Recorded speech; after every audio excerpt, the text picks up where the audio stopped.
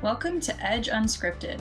Listen along for candid conversations with the Edge marketing team on a variety of subjects in the world of PR and marketing and other topics that have our attention. Let's go off script. Welcome back to Edge Unscripted. I'm your host, Mary Obregon, and today we're getting into something that I think is going to hit close to home for a lot of our listeners, especially if you work in legal, accounting, compliance, or technology. My guest today is my colleague, Jennifer Marsnick, a B2B marketing strategist who works with professional services firms on content strategy, thought leadership, and answer engine optimization, also known as AEO. Jennifer recently published a piece called The Invisible First Meeting, and it's one of those articles that makes you stop and rethink something that you thought you already understood. So, Jennifer, welcome to Edge Unscripted. I'm so glad you're here. Thanks, Mary. Happy to be here with you again. It's been a little while. Yes, it has. How are you doing today?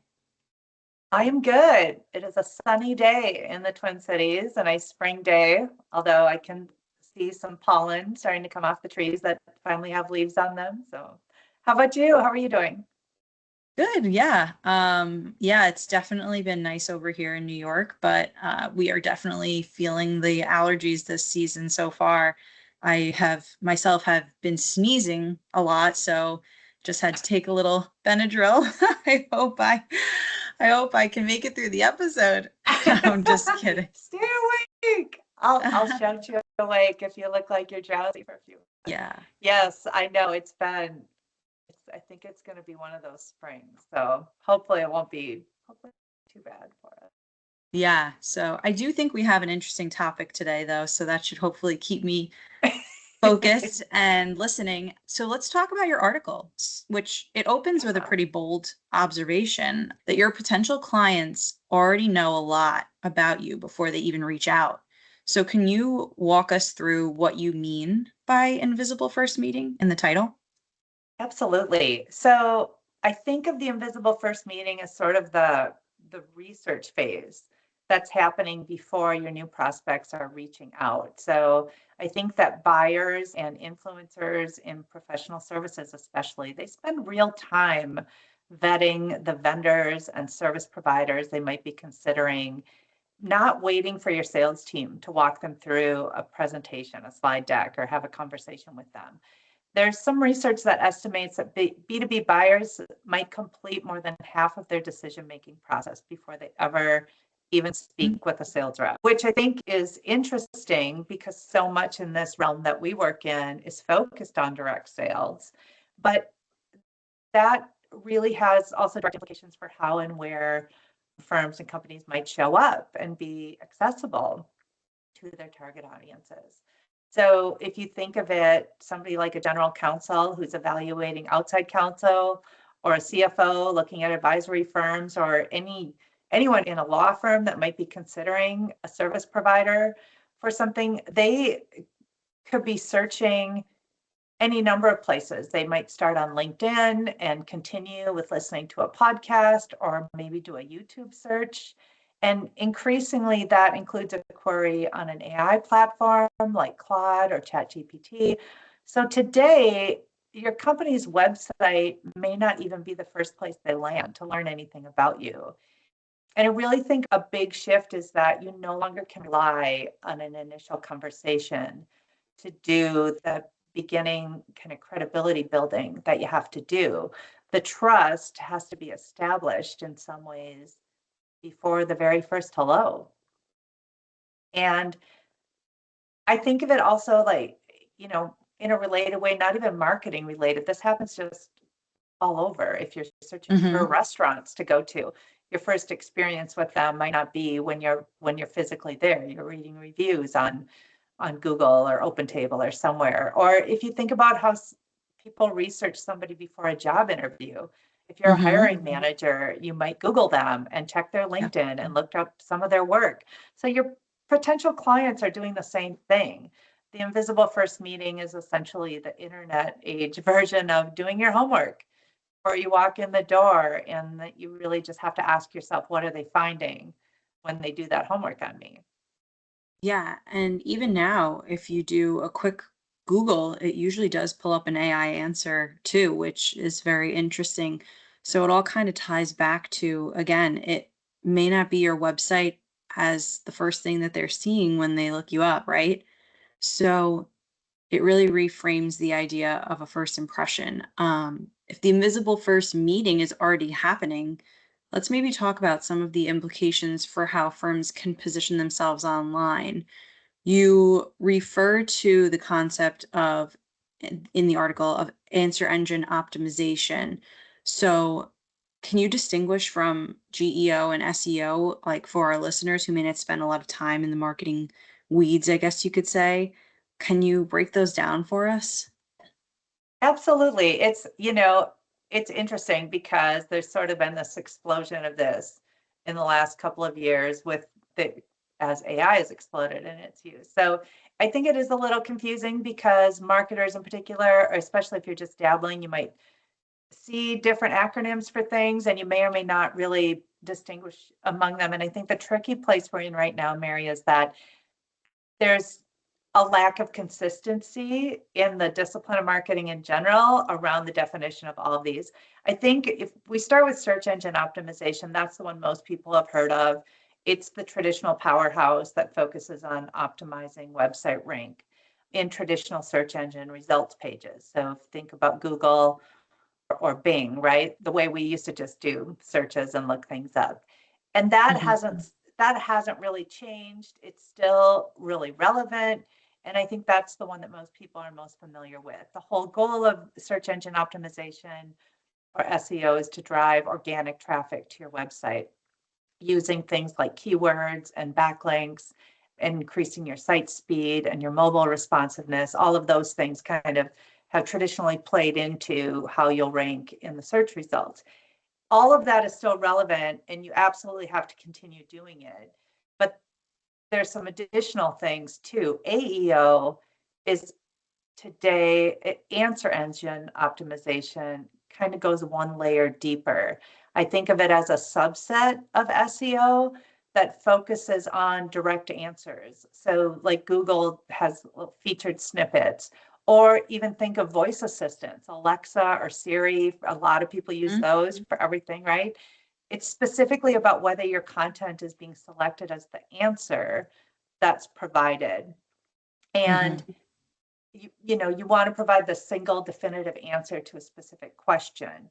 And the way you go about that is by making sure that you have content attached to your brand that is what we call structured data that has schema markup attached to it that's going to make those answer engines find you.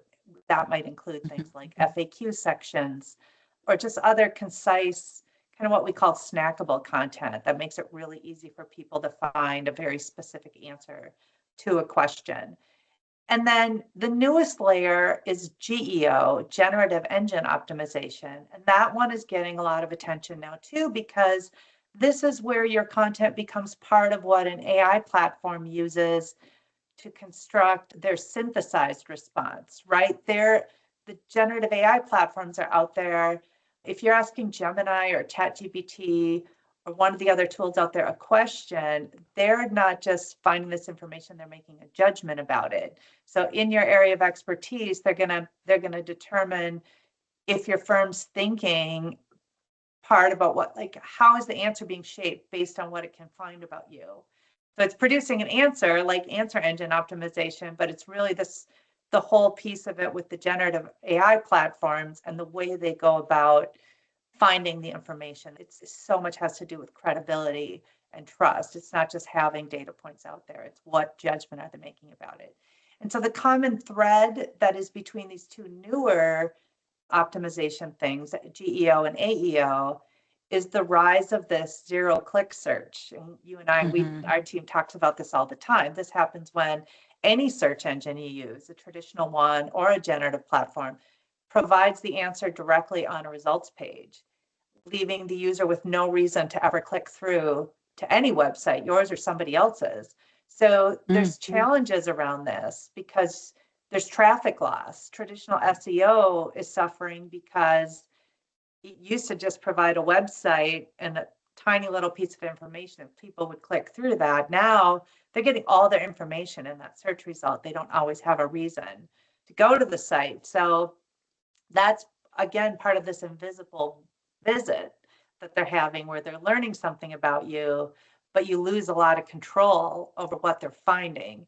You might be providing the value, but you aren't always getting the session data or ad revenue or whatever that might be attached to it as well, if you're investing in some of those things. So I think a piece that's really important to understand is that these are not competing strategies.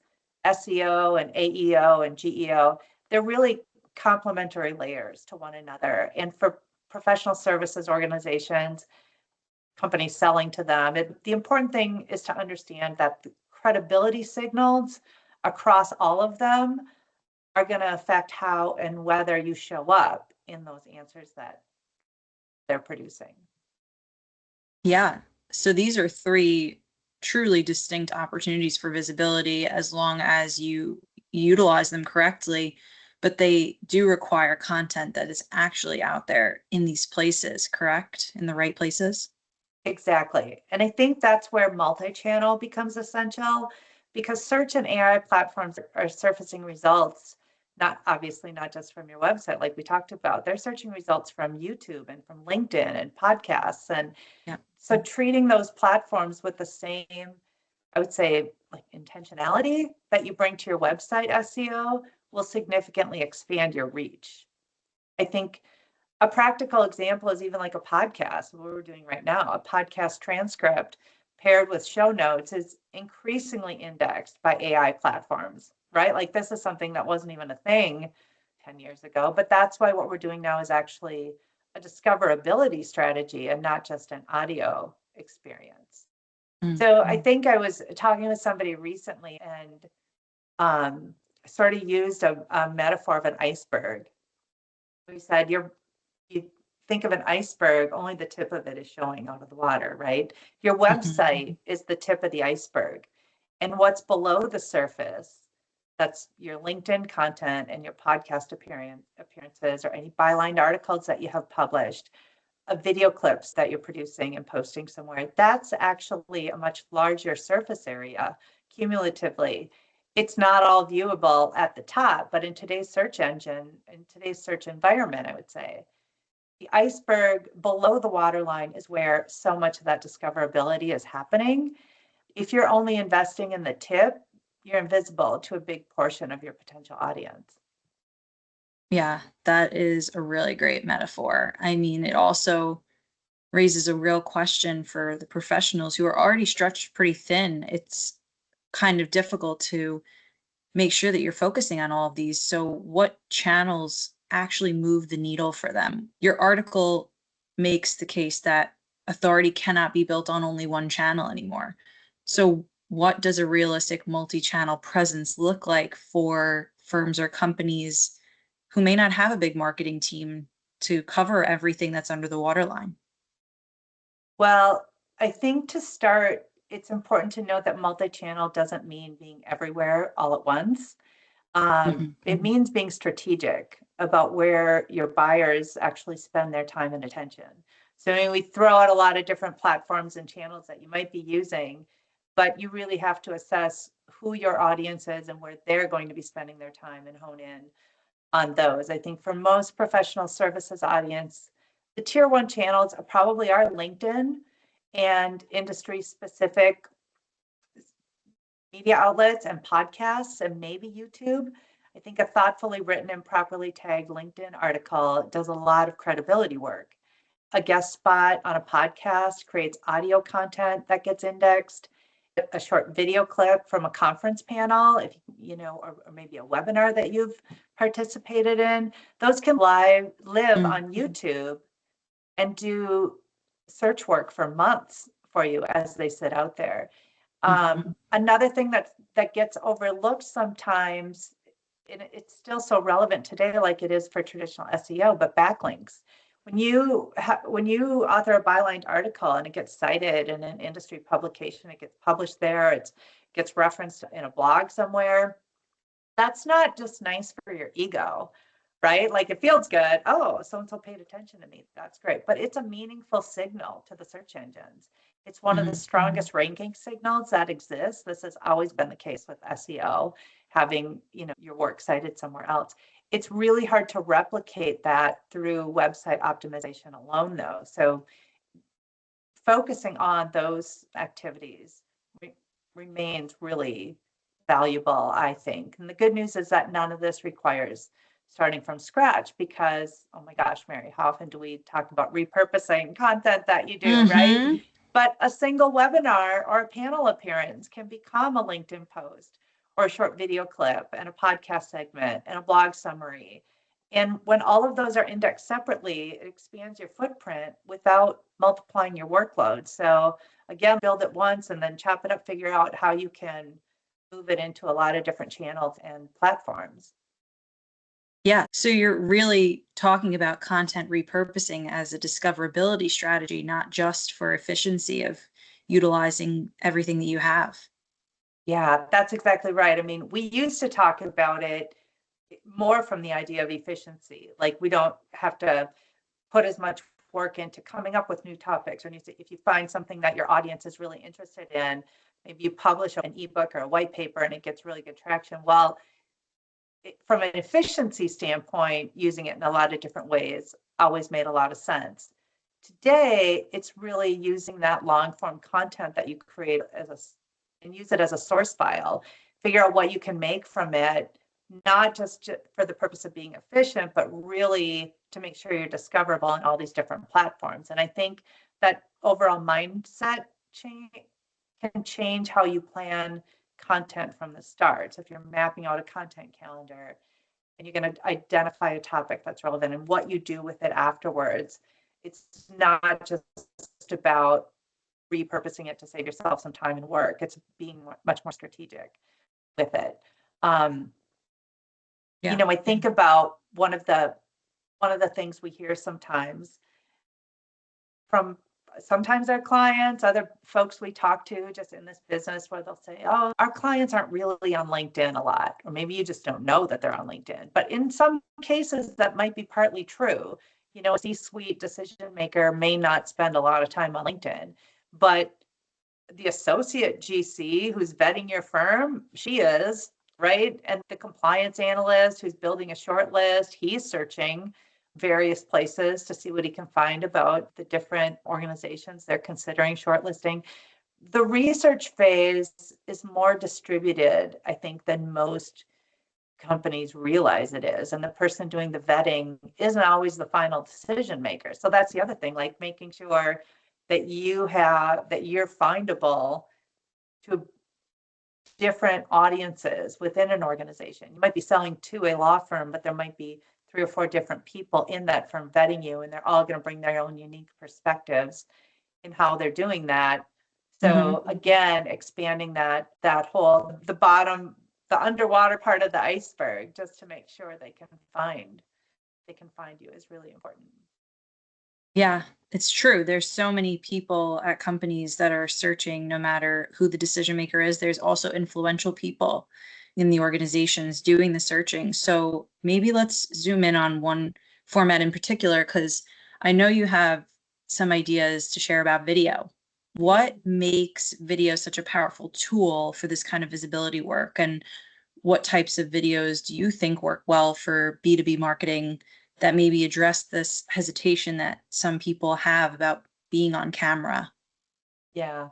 I think video today really continues to earn its place in a content strategy for a few reasons. This has always been true and it remains true. It increases dwell time. So wherever they're seeing that video, if you can hook somebody in and they're watching a video for any period of time, they're staying on your site a little bit longer, which is always, again, a positive signal. It's what is the underlying signal that answer engine or the search engine or the Gen AI platform, what are they interpreting about what's going on here? And if you can get somebody hooked in watching a video for 60 seconds or 90 seconds, they're staying on that page a lot longer. And that's going to be a really positive signal to the engines that are assessing who you are and what you have to offer.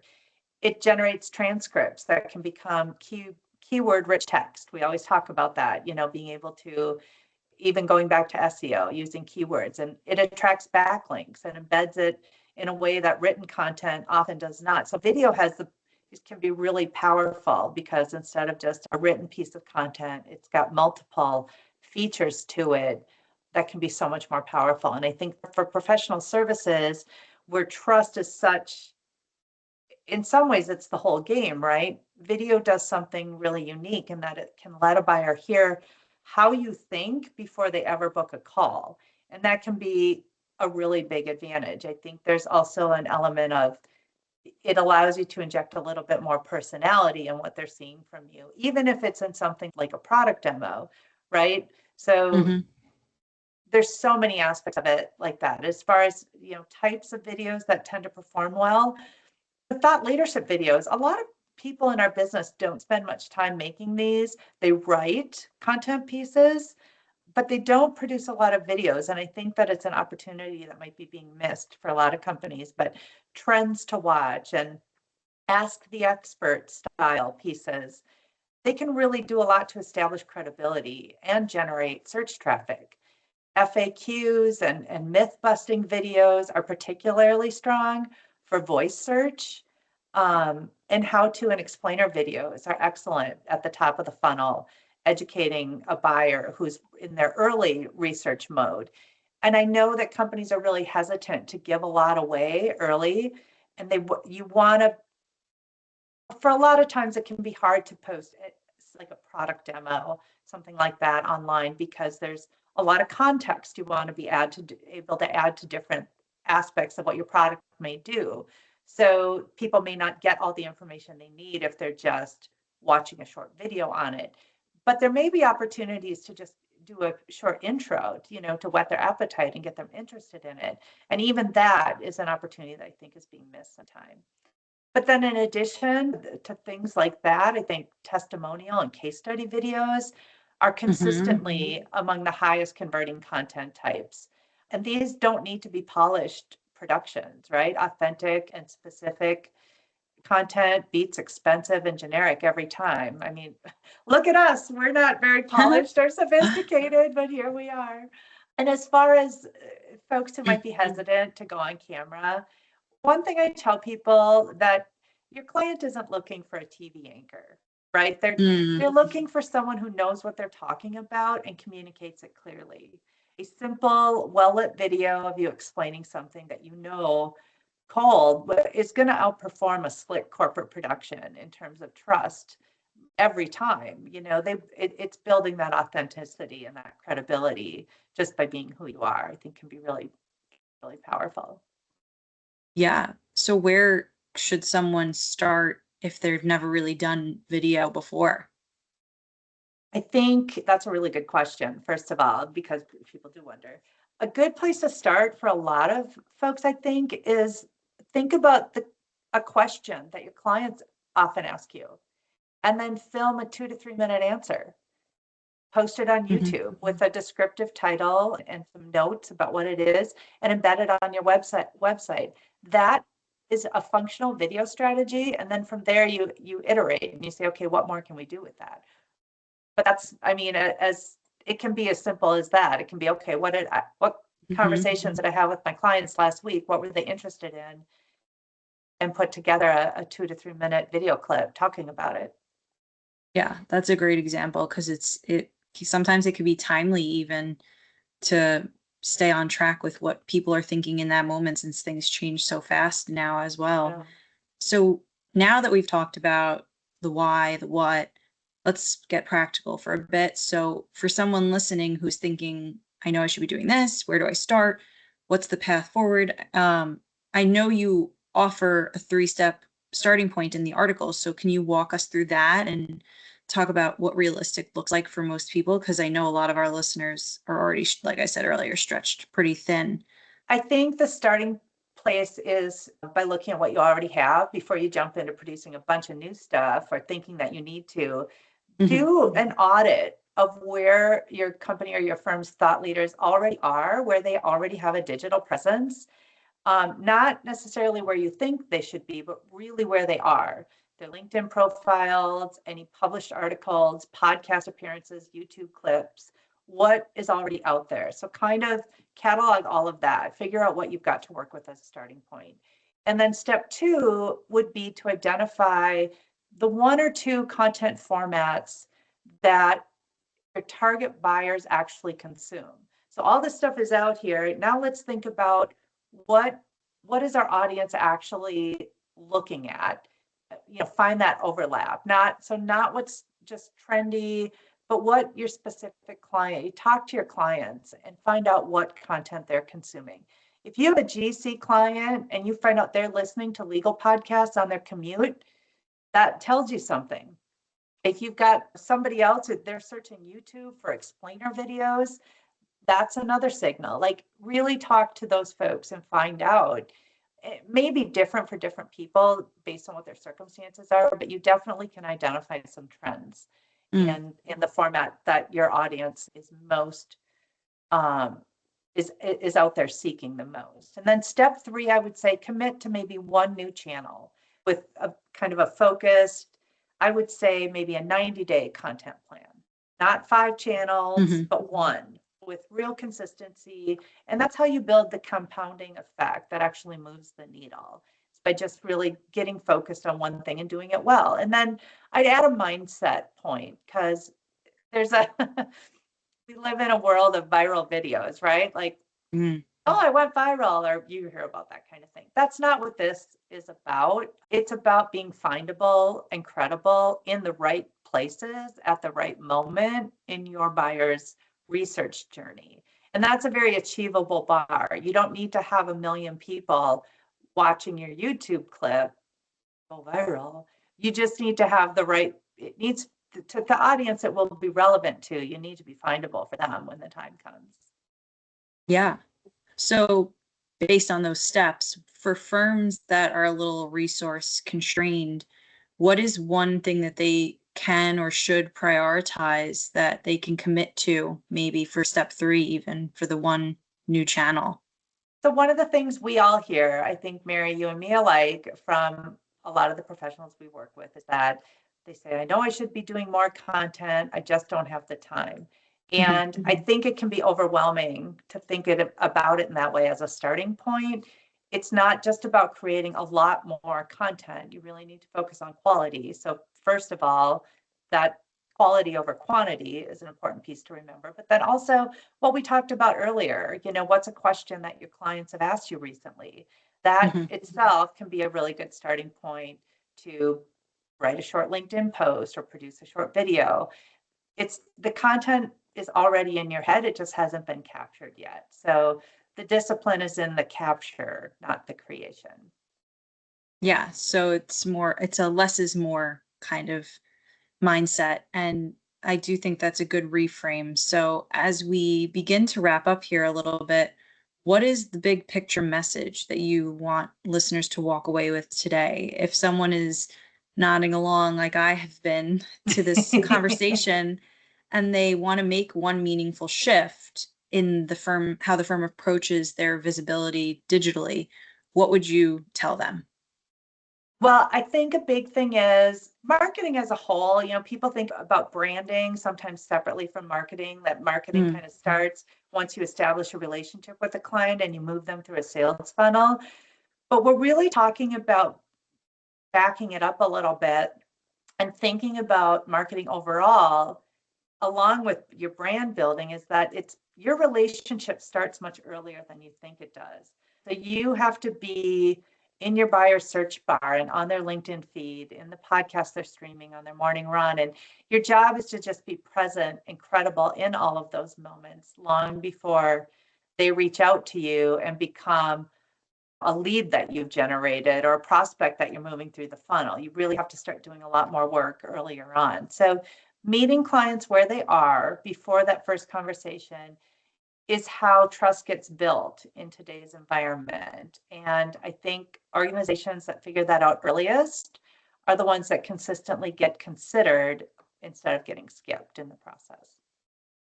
Yeah, I think that's great advice for our listeners, Jennifer. And If they do want to learn more about this topic, Jennifer's article, The Invisible First Meeting, is a great read. We'll link it in the show notes so you can dive deeper and share it with your team or colleagues. If you haven't already, you can also subscribe to Edge Unscripted so you never miss an episode. And if today's conversation was useful, leave us a review and let us know your thoughts. Jennifer, this was so great. Thank you so much for joining me today and discussing the Invisible First Meeting. It was great being here, Mary. Thanks for staying awake. You didn't sneeze at all. Yeah, Kept those allergies under control. Yeah, I was engaged. It is an interesting topic, so our listeners definitely should go give it a read. Thanks again, Jennifer. Awesome. Thanks, Mary. This has been Edge Unscripted. We appreciate you joining us and hope you enjoyed the conversation. Connect with us by leaving a comment and don't forget to subscribe. See you next time.